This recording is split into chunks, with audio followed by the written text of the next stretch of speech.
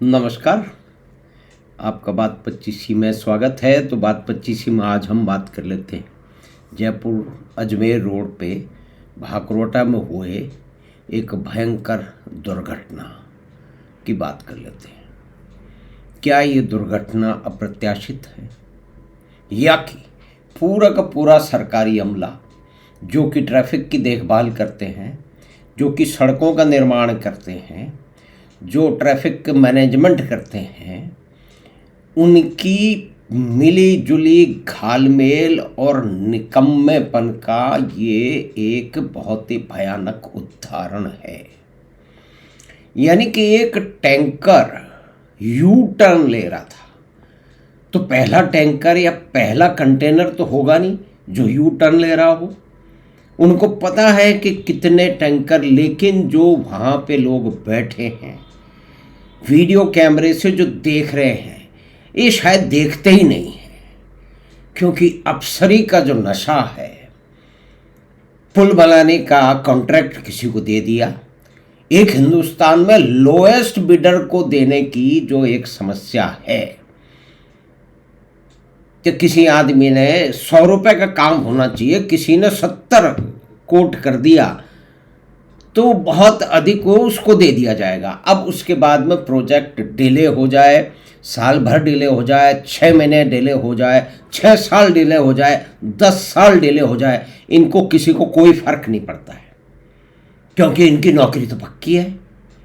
सुबह गए, शाम को बाबू साहब घर पहुंच गए, हर महीने की पहली तारीख को बैंक अकाउंट में तनख्वाह आ गई, प्रमोशन भी मिल गए, और प्रमोशन भी भिन्न कारणों से मिलते हैं। यानी कि पूरा एक निकम्मा तंत्र है, और इनमें इन लोगों की भी कोई गलती नहीं है, क्योंकि इस तरह का एक निकम्मा तंत्र हमारे समाज ने, हमारे जो नीति निर्धारक हैं, उन्होंने बनाया है। उस निकम्मेपन में कई मुख्य बिंदुओं की बात करना भी यहाँ पे खतरे से खाली नहीं है, क्योंकि बहुत सारी होली काऊ हैं, उनको बचाना आवश्यक है, पॉलिटिकली करेक्ट स्टेटमेंट देना आवश्यक है, नहीं तो पता नहीं कौन मुकदमा कर दे और फिर हम जरा सा छोटा आदमी इधर उधर भागता दौड़ता पड़े, क्योंकि बड़े बड़े शक्तिशाली लोग हैं। तो मुख्य बात यह है कि ये अजमेर रोड पे दुर्घटना हुई कैसे। अब इस रास्ते पे तो हम पता नहीं कब से 40 साल से चल रहे हैं। पहले एक पतला सा रास्ता था, 70 के अंत में और 80 के आरंभ में, उस पे भी खूब गए हैं, स्कूटर से भी चले हैं, कार से भी चले हैं। और पिछले साल 2 साल 4 साल में तो ऐसी परिस्थिति हो गई है कि इतना ट्रैफिक का जाम है कि 1-1 घंटे वहाँ पे फंसे रहना तो आम बात है। यानी कि जो यात्रा 1 घंटे में पूरी हो सकती है, उसमें 2-2 3-3 घंटे भी लग सकते हैं। तो ये तो ट्रैफिक की व्यवस्था है। अब आप ये भी देख लें कि इस दुर्घटना में जो वाहन इसमें सम्मिलित हुए, उनकी संख्या देख के पता लग जाएगा कि कोई साइंटिफिक एनालिसिस, कोई बचाव की नीति कभी हुई नहीं। सबसे बड़ी बात है कि ये इस रोड में, या कि जयपुर दिल्ली रोड में, जिसको हम इस्तेमाल करते रहे, बहुत सारे लोग इस्तेमाल करते रहे होंगे, कितने फ्लाईओवर दोबारा बनाने पड़ रहे हैं। यानी कि जो भी निर्माण हो रहा है उसका कोई टेक्निकल सोशल एनालिसिस नहीं हो रहा है कि किस तरह से ट्रैफिक बढ़ रहे हैं इस क्षेत्र में। जो है वो भाकरोटा की बात नहीं है, आप दिल्ली के रास्ते में चले जाइए, जगह जगह ऐसे स्पॉट हैं जहाँ पे इतना भयंकर ट्रैफिक है कि उसकी कल्पना जिन लोगों ने ये पुलों की योजना बनाई है, सड़कों की योजना बनाई है, वो नहीं कर पाए। तो ये क्या परिलक्षित करता है? ये इनके बेसिक निकम्मेपन को परिलक्षित करता है। बड़े बड़े अफसर हैं, बड़ी बड़ी डिग्रियां हैं, पता नहीं कहाँ कहाँ से पढ़े हैं, लेकिन क्योंकि जिम्मेदारी नहीं है। जब आपको पद बड़े दे दिए जाएं, बड़ी बड़ी मोटी संख्याएं दे दी जाएं, जब बड़े बड़े कॉन्ट्रैक्ट आपको एग्जीक्यूट करने हैं, उसकी प्लानिंग करनी है, तो ये सारी बातें तो गौण हो जाती हैं। इसमें मैं फिर बता रहा हूँ, इस निकम्मपन में कुछ ऐसे बिंदु हैं जिनको हम टच भी नहीं कर सकते, जिस पे बात भी नहीं कर सकते। तो ये दुर्घटना जो बांकरोटा में हुई है, उसका इंतजार हो रहा था,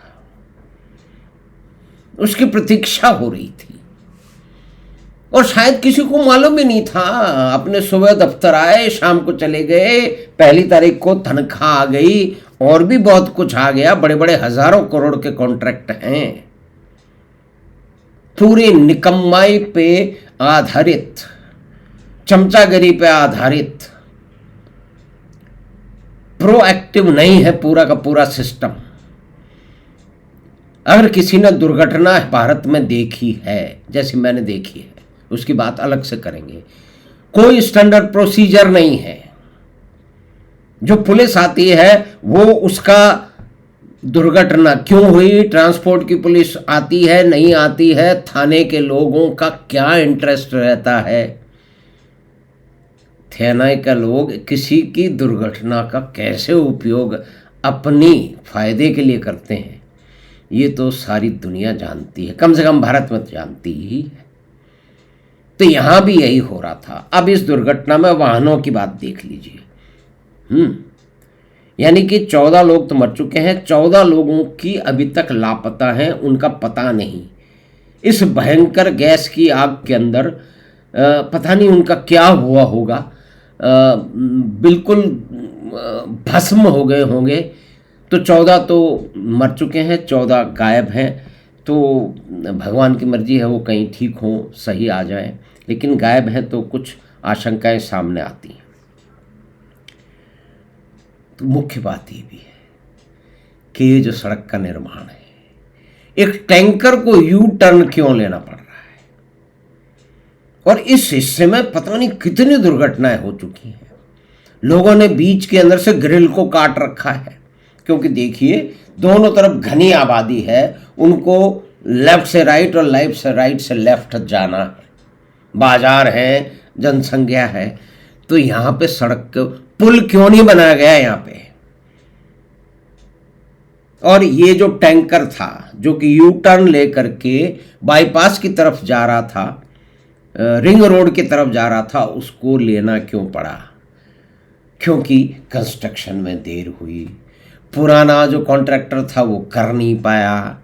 लेकिन ट्रांसपोर्ट के मामले में जहाँ की हिंदुस्तान में, भारत में, दुनिया में सबसे अधिक एक्सीडेंट होते हैं, वहाँ पे सड़कों का निर्माण, सड़कों का डिज़ाइन, कहाँ पे फ्लाईओवर होगा नहीं होगा, दुर्घटना रोकने का कोई सिस्टम सामने नज़र नहीं आता। होगा शायद, बता देंगे, बड़े बड़े भाषण देंगे, बड़े बड़े पढ़े लिखे विद्वान लोग वहाँ बैठे हुए हैं, उनको बकवास करने में जो है वो क्या कहते हैं महारत हासिल है। ऐसे लोगों से कई बार पाला पड़ा है मेरा।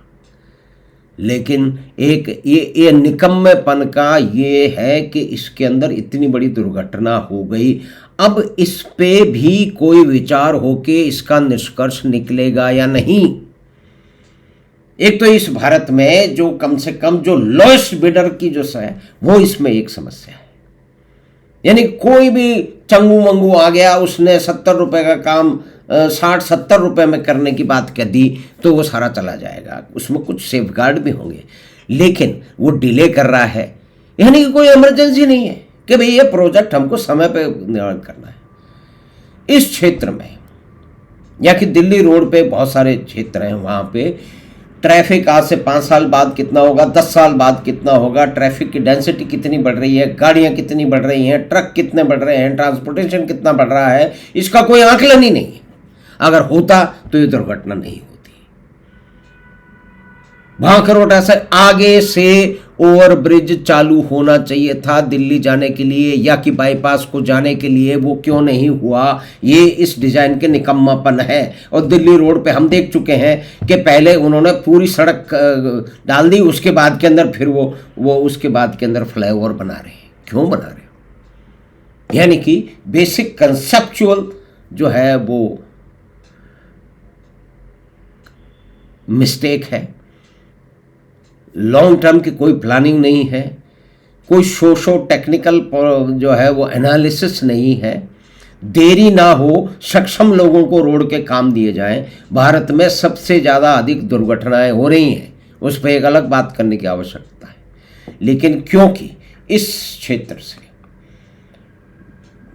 लंबे समय से यहाँ पे 50 साल से अधिक यात्रा करते रहे हैं, सैकड़ों बार, दर्जनों बार वहाँ के ट्रैफिक में फंसे हैं, ये समझ में नहीं आता कि इतना ट्रैफिक क्या है। अब इस दुर्घटना में जो थे उससे ये मालूम पड़ जाएगा कि वहाँ के ट्रैफिक का प्रकार क्या है, किस तरह के ट्रैफिक है।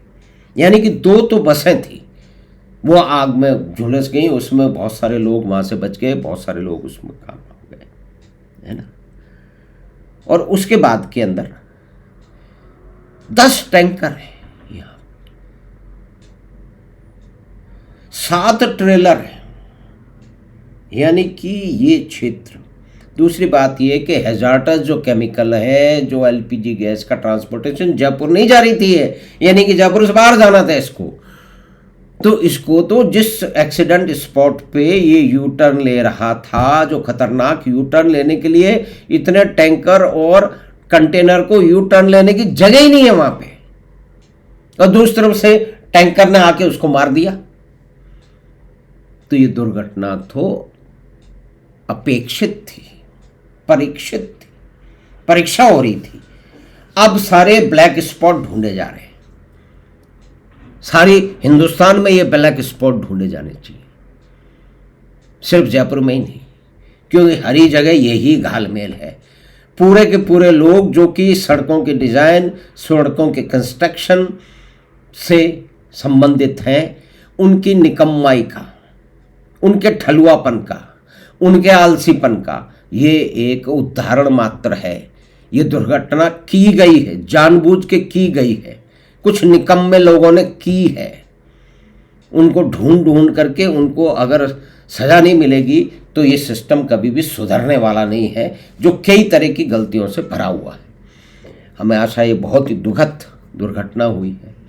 इसके बारे में कुछ रोष का इसलिए बात है कि उस क्षेत्र को, उस रास्ते को, उस सड़क को जिस स्पॉट पे ये दुर्घटना हुई है, उससे पता नहीं हज़ारों बार आना जाना हुआ है और दर्जनों बार वहाँ पे फंस गए हैं, और समझ में नहीं आता था कि किस तरह का ट्रैफिक का सड़क का डिज़ाइन है।